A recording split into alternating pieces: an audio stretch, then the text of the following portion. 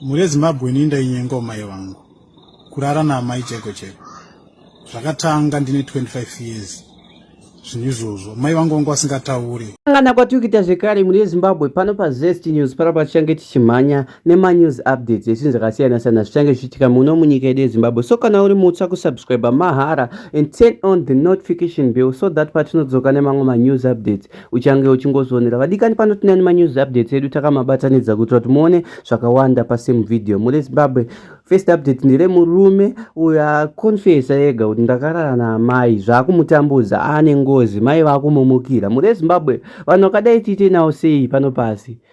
Vanodeserve here kurarama vanhu? Tiite sei nawo? Taura zvaunofunga mucomment section below obva utudzawo mafungiro ako maringe nenyaya yemurume uyu. Muri Zimbabwe, enjoy this video. Second update ndikudzoka naro. Much love.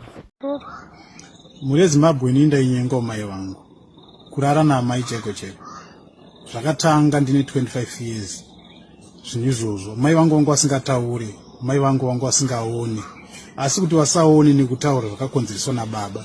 Ini ndakazorara namai vangu, mai vangu vaigara chishima misodzi, mazi kuti vabudise vanga vasisina, mazi kuti vabudise kana kokutaura vanga vasisina. Asi zvino ndande matambudziko makuru muri Zimbabwe. Ndoita sei? Ndoenda kupolisi ndinozvisungisa ine munhu aiwa ndikusungisirwa wacho akafa muri Zimbabwe. Ndibatsireiwo. Ana sekuru ndikambovaudza, ana sekuru vakati hanzvadzi yedu anga asingatauri. Baba vamai ndakavaudza chaiyo chaiyo vakati aiwa izvi nyaya yako haina kana umbowo nokuti munhu wacho wari kuti wakabata chibharo akashaya ende anga asingatauri, ukatadza nekutaura aripo. Izvezvi zvimai vari kubudira pamuzukuru wavo, but kuna nasekuru hapana kutombosimudza kana musoro, hapana kana kutombotora kana action. Ndatambudzika hama dzangu, ndatambudzika pese pandiri kungofamba ndiri kutongobudisa hurume, pese kwese kwandinge ndangoenda kana every ndiri pachechi kana kupi ndenge chingobuda kana hurume. Amai vachingoti tichipedzisa zvawakatanga. Handisi kuzva mhuri yeZimbabwe, ndibatsireiwo. Ndakarara namai, ndakanyenga mai vangu nyakubereka, vakandibereka chaiyo chaiyo nguva ndikanyenga muri Zimbabwe, ndibetsereiwo. Okay, muri Zimbabwe, second update ndere murume uyo abatwa pakati peusiku achiba masimbi. Muri Zimbabwe mbavha dzakuwanda, mbavha dzakuwandisa munyika medu. Todini vanhu vakadai ava? Vanhu ava vakutinyadzisa muri Zimbabwe. Kumbotaura zvaunofunga mucomment section below and don't forget to share this news update nevamwe vasina kuonawo chiitiko ichi muri Zimbabwe.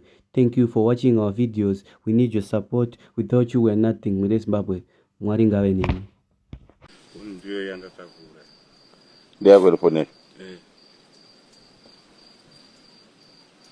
What drama symbiote?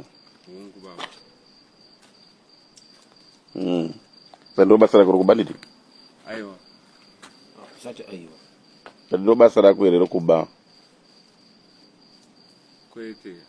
Sati kwete. Basa kubandiro basara kwaniti? Kuka sangano muridzi une masimba. Mbabade symbiote. Right. Do simbi yako hii. Ndatumubva nazo zvese. Tinishala tiga na hiyo simbi. Ningiti sei? Yanga yakajoina hapa. Nikapinda mune. Oh. Ndo makore mangani? Ndo makore mangani? 42. Una mkazi? Ariko. Arikumba. Ane phone number?